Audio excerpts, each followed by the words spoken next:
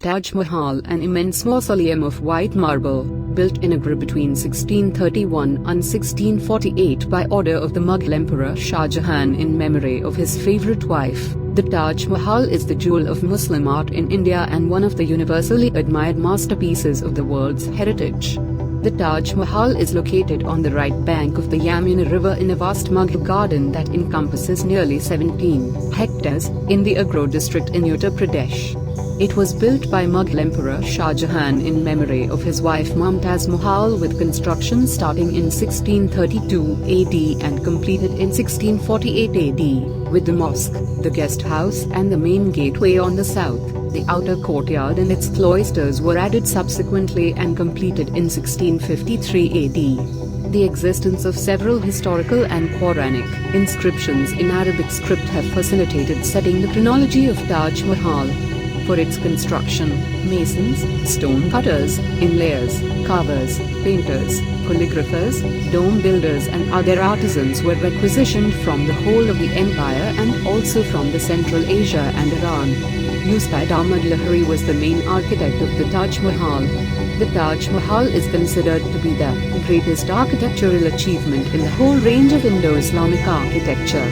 Its recognized architectonic beauty has a rhythmic combination of solids and voids, concave and convex and light shadow, such as arches and domes, further increases the aesthetic aspect. The color combination of lush greenscape, reddish pathway and blue sky over it showcases the monument in ever-changing tints and moods. The relief work in marble and inlay with precious and semi-precious stones make it a monument apart.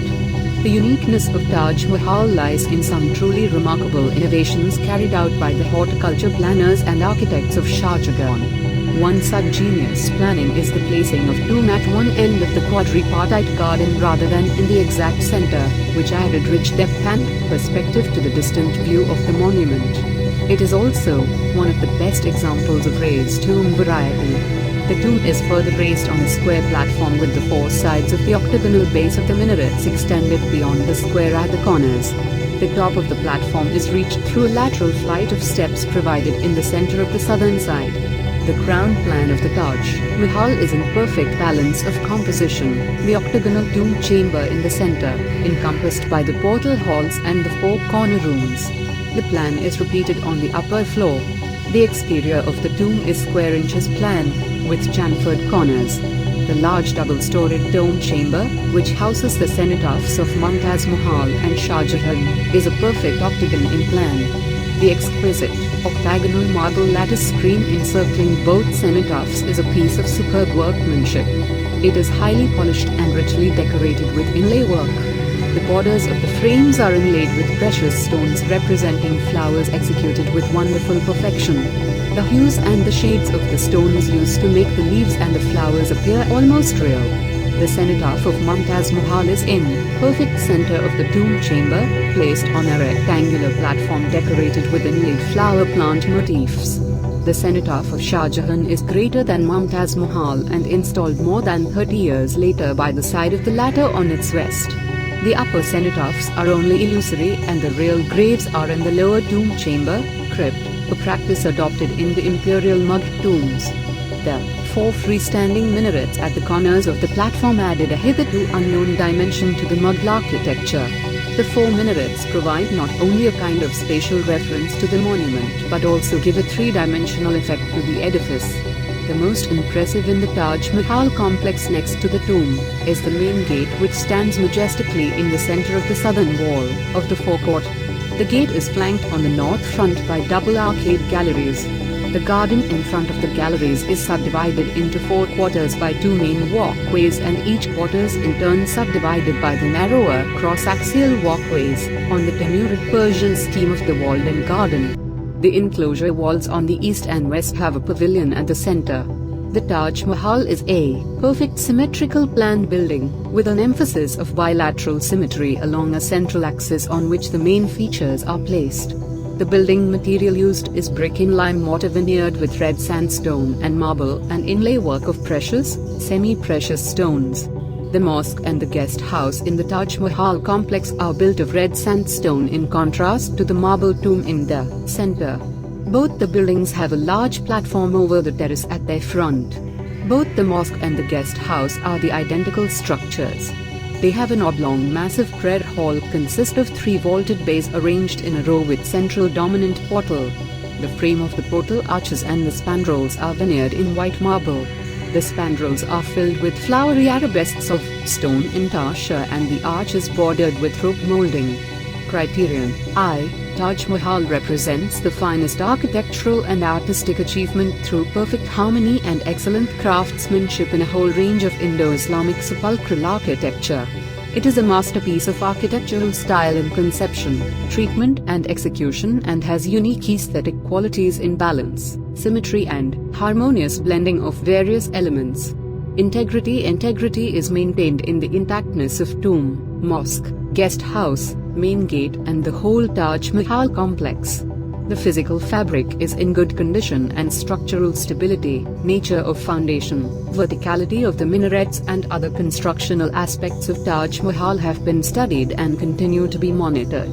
To control the impact of deterioration due for atmospheric pollutants, an air control monitoring station is installed to constantly monitor air quality and control decay factors as they arise. To ensure the protection of the setting, the adequate management and enforcement of regulations in the extended buffer zone is needed. In addition, future development for tourist facilities will need to ensure that the functional and visual integrity of the property is maintained, particularly in the relationship with the Agra fort. Authenticity: the tomb, mosque, guest house, main gate and the overall Taj Mahal complex have maintained the conditions of authenticity at the time of inscription. Although an important amount of repairs and conservation works have been carried out right from the British period in India, these have not compromised the original qualities of the buildings. Future conservation work will need to follow guidelines that ensure that qualities such as form and design continue to be preserved. Protection and management requirements: the management of Taj Mahal complex is carried out by the Archaeological Survey of India and the legal protection of the monument and the control over the regulated area around the monument is through the various legislative and regulatory frameworks that have been established, including the Ancient Monument and Archaeological Sites and Remains Act 1958 and Rules 1959, Ancient Monuments and Archaeological Sites and Remains, Amendment and Validation, which is adequate to the overall administration of the property and buffer areas. Additional, supplementary laws ensure the protection of the property in terms of development in the surroundings. An area of 10,400 square kilometers around the Taj Mahal is defined to protect the monument from pollution. The Supreme Court of India in December 1996 delivered a ruling banning use of coke in industries located in the Taj Trapezium Zone (TTZ) and switching over to natural gas or relocating them outside the TTZ. The TTZ comprises of 40 protected monuments including 3 World Heritage Sites, Taj Mahal, Agra Fort and Fatehpur Sikri. The fund provided by the federal government is adequate for the buffer areas. The fund provided by the federal government is adequate for the overall conservation, preservation and maintenance of the complex to supervise activities at the site under the guidance of the superintending archaeologist of the Agra Circle. The implementation of an integrated management plan is necessary to ensure that the property maintains the existing conditions, particularly in the light of significant pressures derived from visitation that will need to be adequately managed. The management plan should also prescribe adequate guidelines for proposed infrastructure development and establish a comprehensive public use plan.